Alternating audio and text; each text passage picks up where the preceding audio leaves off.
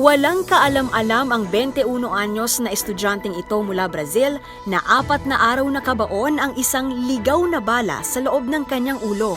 Hindi niya ito napagtanto dahil tila normal pa rin ang kanyang naging pagkilos matapos tamaan ng bala. 4 na araw pa nga itong nakapag-party habang nakabaon sa kanyang ulo ang 9mm na bala. Ayon sa estudyanteng si Mateus Facio, buong akala niya raw ay binato lamang ang kanyang ulo noong New Year's Eve party.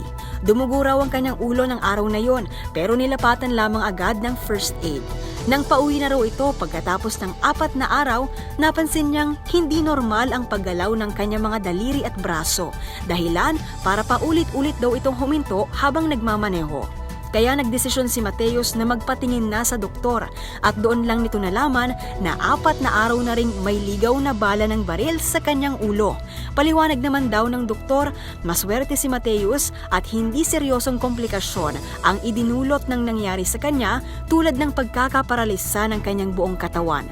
Matagumpay at ligtas namang natanggal ng mga doktor ang bala mula sa ulo ni Mateus sa loob ng 2 oras na operasyon. Sa ngayon ay iniimbestigahan na ng kapulisan ang naturang insidente, bagamat wala raw naiulat na pamamaril noong mangyari ito.